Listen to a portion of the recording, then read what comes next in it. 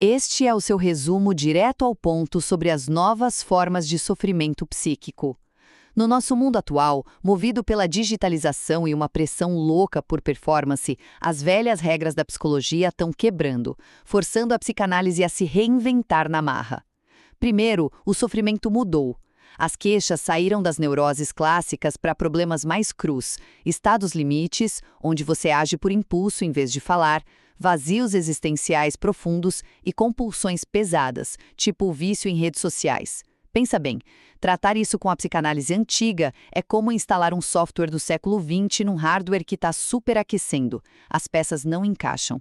Segundo, o próprio ambiente precisou se adaptar. Aquele formato rígido do paciente no divã com o analista em total silêncio muitas vezes não rola mais no início. O analista agora precisa ser flexível, atender frente a frente e ajustar a frequência. Mas espera aí, será que mudar essas regras enfraquece a psicanálise ou é exatamente isso que vai salvá-la de ficar no passado? Por fim, essa mudança obriga o terapeuta a assumir um papel totalmente diferente. Ele deixa de focar só em desvendar significados ocultos no inconsciente e passa a focar no holding, ou seja, criar um ambiente de sustentação emocional, quase como um cuidado materno, para validar a experiência bruta do paciente. Ele deixa de ser um detetive buscando pistas e vira uma verdadeira âncora no meio da tempestade. Resumindo, o desafio hoje é modernizar a prática para abraçar essas mentes exaustas, sem perder a essência da escuta profunda do inconsciente. Afinal, de que adianta traduzir a mente de alguém se você não consegue segurar a mão dela quando o mundo desaba? Bem-vindos ao Debate. Hoje a gente enfrenta um dilema que eu diria que é profundo na prática clínica contemporânea. O setting psicanalítico tradicional, sabe, aquele clássico do divã, do silêncio, da escuta passiva, ele ainda funciona para a mente hiperconectada de hoje? Pois é. Ou será que o sofrimento psíquico mudou tanto, mais tanto, que a psicanálise exige uma alteração radical na sua forma de operar? Essa é a grande questão do nosso material de base hoje. Exatamente. E para deixar as nossas posições bem claras desde o início, eu argumento que a rigidez das técnicas clássicas simplesmente impede o acolhimento do paciente atual. Uhum. Diante de novas formas de sofrimento que são marcadas por um vazio existencial crônico, é essencial adotarmos um enquadre mais flexível. Isso significa, tipo, sessões face a face e o uso ativo do holding. E eu defendo que, embora os sintomas tenham mudado sim com a nossa cultura digital, abandonar a interpretação clássica e o setting tradicional é uma ameaça à essência da prática. Mesmo com tudo o que estamos vendo, Sim, porque a gente corre o risco de perder a fidelidade aos fundamentos da escuta do inconsciente, sabe? Transformando a análise em um espaço superficial de conforto. bom, para entender por que eu insisto nessa urgência de mudança, a gente precisa olhar para o cenário sociocultural. Nós sofremos uma transformação rápida, impulsionada pela digitalização total. É, o imperativo da visibilidade, né? Isso, a tirania da performance constante. Isso gerou patologias narcísicas e depressões marcadas por uma desvitalização enorme. A rigidez do setting, tipo a neutralidade silenciosa, não beneficia esse paciente. Tá, eu reconheço o impacto da aceleração cultural. Mas, veja bem, se o sujeito não tem um eu minimamente coeso, a técnica ortodoxa falha em acolhê-lo. A flexibilização não é uma escolha de estilo, é imperativa para a viabilidade clínica. Eu entendo a fragilização dos vínculos que o texto descreve, mas eu argumento fortemente contra essa modificação estrutural da técnica. Tentar adaptar o enquadre para ser mais ativo pode ser uma armadilha tremenda. Por que uma armadilha? Ao focar excessivamente em validar essa experiência crua, o analista acaba abandonando o papel vital de desvendar sentidos ocultos. A verdadeira escuta clínica não deve ceder a essa pressão da aceleração contemporânea, sabe? O setting clássico tem que ser mantido justamente porque oferece o contraponto à urgência de descarga do paciente. Entendo por que você pensa assim, mas deixa eu trazer uma perspectiva diferente sobre as patologias narcísicas. Como a escuta clássica, baseada no silêncio e na ausência visual, pode tratar alguém cuja principal dor é a falta de coesão do eu? Através da elaboração no espaço vazio? Mas o paciente chega fragmentado pela pressão social, a dor dele é se sentir invisível. Se eu fico escondido atrás do divã, o silêncio não provoca memórias ricas, provoca pânico absoluto. Nossa, eu discordo. Vamos usar o método socrático aqui. Pensa comigo. Se o paciente sofre de uma patologia narcísica alimentada pelo imperativo da visibilidade lá fora, Certo. oferecer o nosso rosto numa sessão face a face não seria, no fundo, alimentar a exata mesma dinâmica de espelhamento que adoece ele fora do consultório? Não, de forma alguma. Eu diria que o rosto do analista é uma presença humana real, não é tipo um like de rede social. Mas o mecanismo psíquico confunde isso, né? O setting tradicional força o sujeito a confrontar a falta em vez de preenchê-la artificialmente. Se você sustenta o olhar, você corre o risco de satisfazer essa demanda por visibilidade de um jeito artificial, sufocando o conflito inconsciente. Mas aí você pressupõe um paciente com ego forte o suficiente para suportar essa falta sem desabar. Imagina tentar ensinar análise sintática para alguém que ainda nem foi alfabetizado. Uma analogia sedutora, mas eu não sei se... É brilhante a regra gramatical, mas para aquela pessoa é só ruído. Aplicar interpretação clássica a pacientes com os estados limites é igual.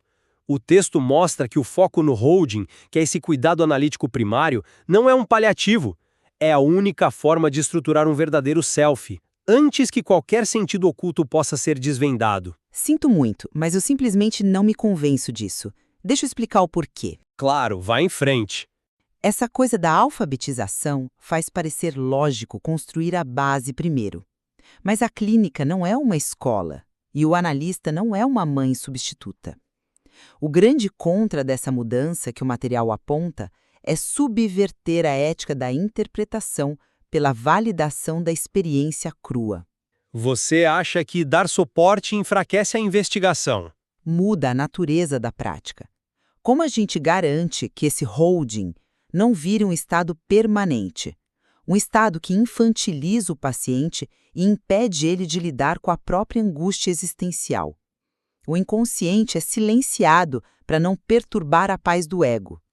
Eu entendo o receio de infantilizar de verdade, mas a pacificação no início é estratégia de sobrevivência clínica, e as adicções modernas no nosso material ilustram isso perfeitamente. Internet, redes sociais... Exato. O uso compulsivo funciona como regulação psíquica por descarga imediata. O comportamento substituiu mentalização. E aí, se você mantém a postura passiva clássica, não tem viabilidade clínica. O paciente atua, faz um acting out e abandona o tratamento. Tá, a capacidade de descarga digital é gigantesca hoje, eu concordo. Por isso a gente precisa de uma postura ativa, ajustar a duração, frequência, justamente para conter a atuação impulsiva do paciente na sala. Olha, esse é um argumento forte. Mas você já considerou que, ao alterar o setting para conter o paciente, o analista pode estar também fazendo uma atuação? Como assim? O analista atuando? Exatamente. Seria o nosso próprio acting out técnico em resposta à urgência dele. O paciente substitui o pensamento pelo comportamento. E se a gente muda o enquadre, no desespero de segurá-lo, nós cedemos à lógica da pressa. Mas se a gente não cede um pouco, ele vai embora e não tratamos ninguém. Mas manter a fidelidade aos fundamentos significa suportar essas resistências modernas sem retaliar, modificando a técnica toda. O consultório é o contraponto à internet, precisa ter o tempo lento do inconsciente. Bom, vamos organizar os prós e contras que a gente debateu até aqui. Avaliando os cenários, a flexibilidade técnica tem o pró indispensável de evitar o abandono precoce, né? Ao oferecer holding, nós legitimamos a regressão temporária do paciente. Mantemos ele na sala tempo suficiente para ganhar a musculatura mental. Sim, o pró da retenção pragmática é real. Mas o contra é enorme. Ao fazer isso, você pode ofuscar a investigação do inconsciente para sempre. O modelo tradicional tem o pró de manter o rigor analítico, de proteger a função desveladora da psicanálise e das modas culturais. E carrega o contra pesadíssimo de afastar quem exige sustentação primária. É quase um método elitista do ponto de vista psíquico, afastando quem não aguenta a solidão do divã. Elitista soa pesado, eu diria. Mas o preço da integridade é admitir que nem toda demanda desesperada por afeto deve ser absorvida subvertendo a psicanálise, sabe? Senão vira só um aconselhamento bondoso. Bom, o que me leva à conclusão da minha posição. A psicanálise não pode operar num vácuo histórico. Diante do descompasso que a cultura de performance e a digitalização geraram, a clínica deve despertar para novas formas de intervenção. Entendo. O holding e a flexibilidade do enquadre não são traições aos pioneiros, são ferramentas indispensáveis de sobrevivência para a prática atual. E eu sumarizo a minha perspectiva lembrando que a renovação clínica é necessária sim, mas nunca ao custo da identidade da psicanálise. O desafio central é compreender o sofrimento contemporâneo sem que a técnica perca a função de desvendar os sentidos profundos. Eu acho que aí a gente encontra uma área forte de convergência, baseada no nosso texto-fonte. O maior desafio atual é equilibrar essa balança. Com certeza. Manter a capacidade de renovação clínica, sem perder a fidelidade aos fundamentos da escuta. Exato. Essa tensão entre a tradição e a adaptação é o que mantém a clínica viva e tem muito mais camadas sobre a subjetividade contemporânea no texto para a gente explorar no futuro. Sem dúvida. E com isso, a gente não vai declarar qual técnica é a correta aqui. O convite fica para você que nos ouviu hoje tirar suas próprias conclusões sobre o futuro da nossa prática clínica. Até a próxima!